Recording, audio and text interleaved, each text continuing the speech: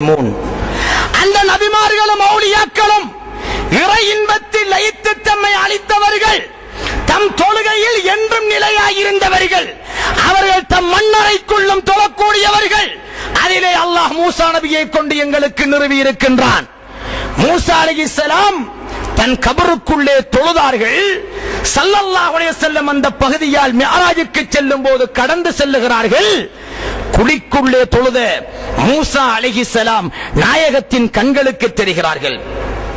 சொல்லுங்கள், ஸல்லல்லாஹு அலைஹி வஸல்லம் போகின்ற போது கபர் தோண்டி திறக்கப்பட்டிருந்ததா, அல்லது மண் மண்டலத்தை கடந்து நாயகத்துடைய பார்வை ஊடறுத்து சென்று உள்ளே மூசா அலைஹிஸ்ஸலாம் தொழுததை பார்த்ததா? திறந்த கபருக்குள் நாயகம் பார்த்தார்களா?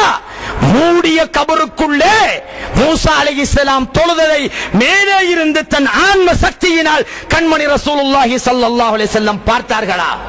கபர் மூடப்பட்டிருக்கிறது. நாயகத்துடைய பார்வை மண்ணையும் பிளந்து செல்லுகின்றது. சுப்ஹானல்லாஹ், விரலசைத்தால் சந்திர மண்டலமே இரண்டாய் பிளந்த நாயகத்திற்கு இந்த மண்ணொரு மண்ணாங்கட்டி. இது ஒரு திரையா? மண்ணு ஒரு திரையா நாயகத்திற்கு? இங்கிருந்து கொண்டு சைக்கிளையினால் சந்திரனை இரண்டாய் பிளந்தார்களே.